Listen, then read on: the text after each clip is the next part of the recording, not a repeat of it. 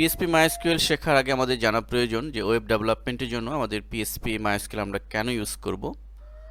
তো এর সহজ উত্তর হচ্ছে যে ডিনামিক এবং ইন্টারেক্টিভ ওয়েবসাইট তৈরির জন্য আমাদের PHP MySQL আমরা জানব। এবং অন্য কথায় আমরা বলতে পারি যে ডেটাবেস নির্ভর ওয়েবসাইট তৈরির জন্য আমাদের PHP MySQL জানা জরুরি। তো এখন আমরা আমাদের জানার বিষয় প্রথমত যে PHP MySQL ডিনামিক ওয়েবসাইট বা ডেটাবেস নির্ভর ওয়েবসাইট তৈরির জন্য এটি প্রয়োজন হয়। তো আমাদের প্রথমেই জানা প্রয়োজন যে মূলত ডিনামিক ওয়েবসাইট বলতে আমরা কি বুঝি, বা ডেটাবেস ওয়েবসাইট বলতে আমরা কি বুঝি, এবং স্ট্যাটিক ওয়েবসাইট বলতে আমরা কি বুঝি। তো আমি কয়েকটি উদাহরণ দিয়ে আপনাদেরকে বোঝাচ্ছি। দেখুন, স্ট্যাটিক ওয়েবসাইট হচ্ছে সহজ ভাষায় যেটা বলা যায় যে বেসিক ওয়েবসাইট, সাদামাটা একটা ওয়েবসাইট যেখানে যার মধ্যে কোনো ডিনামিক কোনো বিষয় নাই এবং একটা সাদামাটা টেক্সট বেস বা ইমেজ বেসড একটা ওয়েবসাইট আমরা বলতে পারি। এই যে প্রথম আলোর .com যে ওয়েবসাইটটা আমরা ওপেন করেছি, এখানেই দেখুন যে ওয়েবসাইটের ভিতরে আমরা এখানে এটি মূলত স্ট্যাটিক এবং ডিনামিক উভয় বিষয়কে সন্নিবেশ করা হয়েছে। তবে এটি কমপ্লিটলি ডিনামিক একটা ওয়েবসাইট, কিন্তু স্ট্যাটিক ওয়েবসাইট কোনটিকে বোঝায়। ধরুন আমি এখানে কয়েকটি লিঙ্ক দেখতে পাচ্ছি, দেখুন যে বিশাল বাংলা, সারা বিশ্ব খেলা। এখন আমি যদি এখানে এই বিনোদন, সাপোজ এই বিনোদনে ক্লিক করি, লক্ষ্য করুন আমি বিনোদনে ক্লিক করার সাথে সাথে বিনোদন বিভাগে আমি ঢুকে গিয়েছি এবং বিনোদনের আন্ডারে কি কি বিষয় রয়েছে এই সব কিছু, যে কোনো লিঙ্কে ক্লিক করলে আমি সেই সাবজেক্টে চলে যেতে পারছি। তো আমি আবার ব্যাকে ফিরে যাচ্ছি। তো এটি একটি সাদামাটা বিষয় যে একটা ওয়েবসাইটে বিভিন্ন বাটন থাকবে বা লিঙ্ক থাকবে, লিঙ্কে ক্লিক করলে আমি অন্য একটা পেজে বা অন্য বিভাগে ঢুকে যেতে পারবো। এটি নর্মালি এটি একটি স্ট্যাটিক বিষয়। আমরা সাদামাটা যে কোনো ওয়েবসাইটে এই ধরনের লিঙ্ক থাকে, লিঙ্কে ক্লিক করে অন্য পেজে আমরা ঢুকতে পারি বা অন্য বিভাগে আমরা যেতে পারি। তো এখানে ডিনামিক ওয়েবসাইট বা ডিনামিক বিষয় কোনটাকে আমরা বলবো, দেখুন সেটি আমি হাইলাইট করছি। লক্ষ্য করুন প্রথম আলো .com এর প্রথম পেজেই, প্রথম পাতায় আমরা এখানে একটি দেখতে পাচ্ছি যে অনলাইন জরিপ, একটি পোলিং সিস্টেম বা ভোটিং সিস্টেম। এই যে ভোটিং সিস্টেম, এখানে সে বলছে যে শুরুতে দুদকের কার্যক্রম ভালো ছিল, কিন্তু রাজনীতি দমন শরীরে অভিযান প্রশ্নবিদ্ধ হয়। প্রধানমন্ত্রীর বক্তব্যের সঙ্গে কি আপনি একমত? তো এই যে একটি কোশ্চেন করেছে এবং আপনি কি একমত কিনা, হ্যাঁ না বা মন্তব্য নেই, আপনি যে কোনো একটা ক্লিক করার সাথে সাথে আপনার ইনফরমেশন বা আপনার ভোট প্রথম আলোর ডেটাবেজে গিয়ে জমা হবে এই ইনফরমেশনগুলো, এবং এর ভিত্তিতে মূলত তারা একটা ভোটিং করে ফেলবে যে মূলত কোনটি বেশি জমা পড়েছে বা কোনটির রায় বেশি হয়েছে।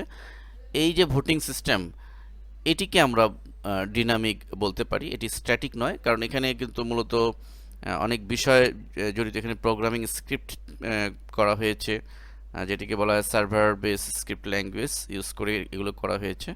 এছাড়া আমরা সাপোজ আরেকটা বিষয়, আরেকটা উদাহরণ দিয়ে আপনাদের দেখাচ্ছি। মনে করুন এখানে এই প্রথম আলোর আজকের যে পেজটি আমরা দেখতে পাচ্ছি যে ফেব্রুয়ারি 6 তারিখ, 6 ফেব্রুয়ারি 2009। এখন ধরে নেই যে এই 6 ফেব্রুয়ারি 6 তারিখের পেজ এটি। এখন আমি যদি চাই যে জানুয়ারি 6 তারিখ মানে এক মাস আগের প্রথম আলোর মানে পেজগুলো পড়তে চাই, তো প্রথম আলো এটি এভাবে করে দিতে পারতো যে নিচে নিচে দিয়ে প্রিভিয়াস যে পেজগুলো আছে এভাবে নিচে দিয়ে দিতে পারতো। তো এভাবে আমি নিচে যেতে যেতে এক মাস আগে যেতে তো আমার কত সময় নষ্ট হতো বা কত মানে বিড়ম্বনা বা বিরক্তির ব্যাপার হয়ে দাঁড়াতো। তো এটিকে কিন্তু কাস্টমাইজ করে বা এটি কিন্তু কত সহজ করা হয়েছে। দেখুন এখন আমি চাচ্ছি যে জানুয়ারির 6 তারিখে 2009 তার পেপারটি দেখব। লক্ষ্য করুন এখানে নিচে একটা লিঙ্ক আমি পাচ্ছি।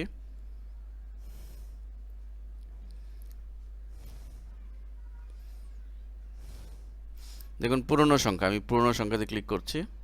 দেখুন পুরনো সংখ্যা খোঁজার জন্য প্রথম আলো আমাদেরকে একটি লিস্ট বক্স বা কম্বো বক্স সিলেক্ট করে দিয়েছে।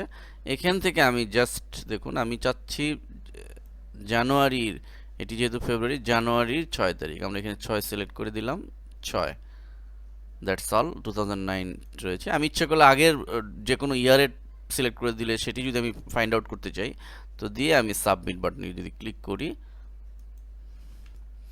ডিয়ার লার্নার, দেখুন আমরা হেডলাইন দেখলেই বুঝতে পারবো 6 জানুয়ারি 2009, অর্থাৎ এই পেজটি, এই টোটাল পেজের সমস্ত ইনফরমেশনগুলো জানুয়ারি 6 তারিখে। তো এই যে একটা চমৎকার বিষয়, এটি মূলত ডিনামিক ওয়েবসাইটের বৈশিষ্ট্য। তো আমি শুধু 2009-এর নয়, আমি এদের আর্কাইভে যদি সংরক্ষণ থাকে, তাহলে আমি 20 বছর আগে, 10 বছর আগেও কি ছিল সেটিও আমি বের করে ফেলতে পারবো খুব সহজে। এটি করতে কিন্তু আমাদের তেমন কোনো কষ্ট হলো না, সময় লাগলো না, জাস্ট একটি দুটি ক্লিকেই কিন্তু করতে পারলাম।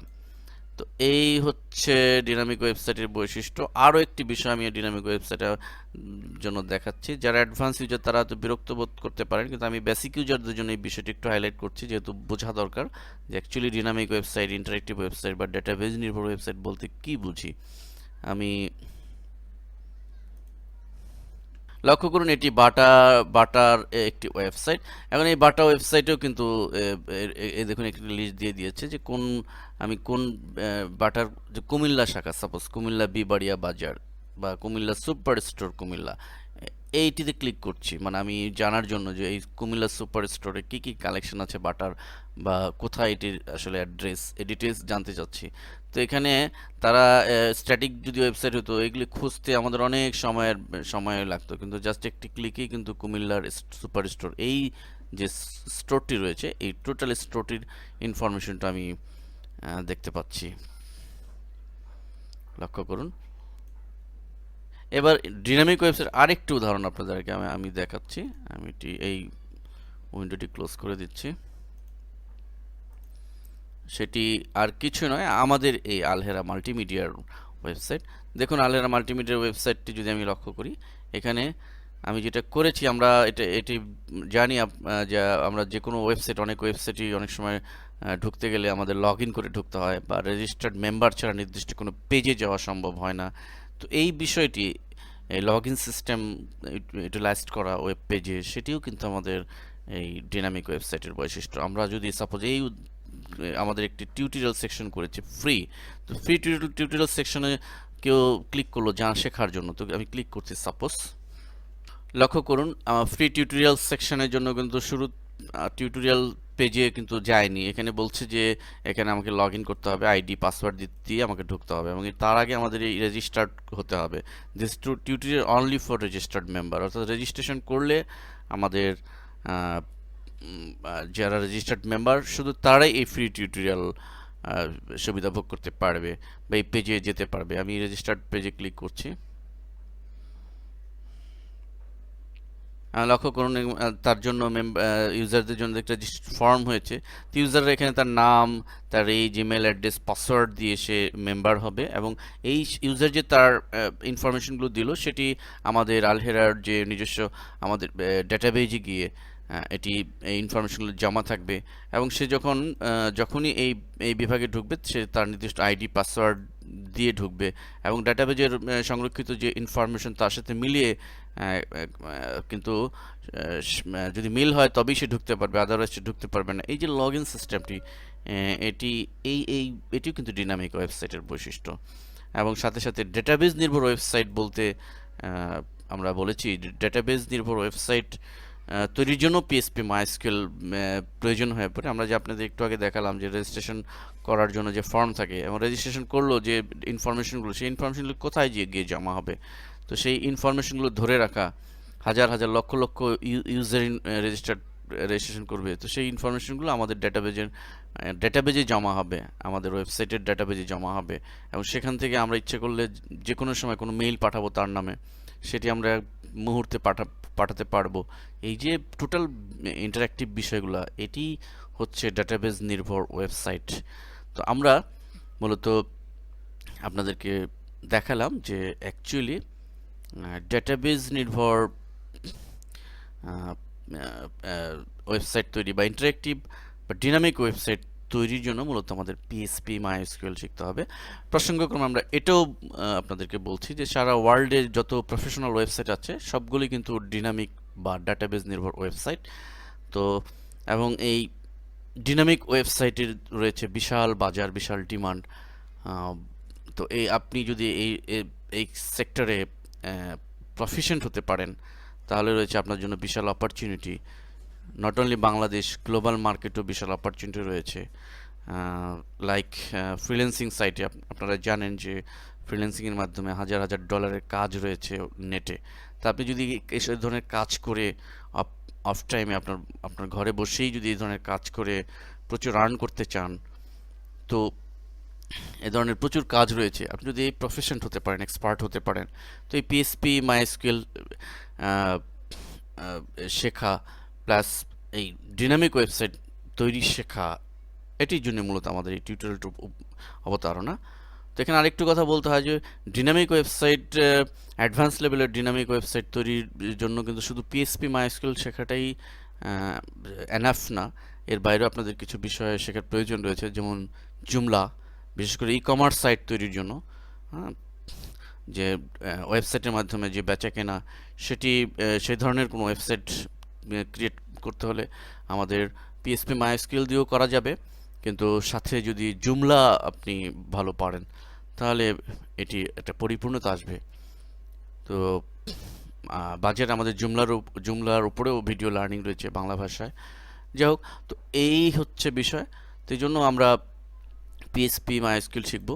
এবং আরেকটি বিষয় যে পিএসপি আমরা শিখব এই কারণেই যে পিএসপিটা হচ্ছে একটি সিকিউরড বিষয় এবং এটি একটি উন্মুক্ত সফটওয়্যার, ফ্রি সফটওয়্যার, যেটা কিনা সার্ভার বেসড স্ক্রিপ্ট ল্যাঙ্গুয়েজ। এর জন্য আমাদের অন্যান্য সফটওয়্যার রয়েছে, যেমন এএসপি, জেএসপি, যেগুলো কিনে নিতে হয়। এএসপি যেমন মাইক্রোসফটের তৈরি করা, এগুলো কিনতে হয়, কিনে আপনাকে ইউজ করতে হবে। কিন্তু পিএসপি কেনার প্রয়োজন, এটি উন্মুক্ত সফটওয়্যার, যে কেউ ইউজ করতে পারে, এটি ফ্রি। এবং এটির সাথে কম্বাইন করে ডাটাবেস সফটওয়্যার হিসেবে মাইএসকিউএলকে কম্বাইন করে একটা প্যাকেজ করা হয়েছে, যেই কারণে আমরা বলি যে পিএসপি মাইএসকিউএল। তো এটি একটা কমপ্লিট প্যাকেজ আমরা বলতে পারি যে ডিনামিক ওয়েবসাইট তৈরির জন্য। তো সব দিক থেকে এই পিএসপি মাইএসকিউএল সারা বিশ্বের ওয়েব ডেভেলপারদের জন্য একটি পছন্দনীয় প্রোগ্রামিং ল্যাঙ্গুয়েজ পিএসপি, এবং ডেটাবেজের জন্য মাইএসকিউএল। তো শিক্ষার্থী বন্ধুরা, আমরা আর কথা না বাড়িয়ে আমরা পরবর্তীতে আমরা লেসনগুলোতে বিভিন্ন লেসনগুলো দেখব, পিএসপির কমান্ড দেখব, মাইএসকিউএলের কমান্ড দেখব, এবং আপনাদের জন্য রয়েছে রিয়েল লাইফ অনেকগুলো প্রজেক্ট এবং লগ ইন সিস্টেমের উপর একটি পূর্ণাঙ্গ প্রজেক্ট এবং একটি পূর্ণাঙ্গ ওয়েবসাইট তৈরির প্রজেক্ট। তো সবগুলো বিষয় ভালো করে রপ্ত করার জন্য অবশ্যই আমাদের কোনো কমান্ড বাদ দিলে চলবে না। স্টেপ বাই স্টেপ শুরু থেকেই আপনাদের আগাতে হবে।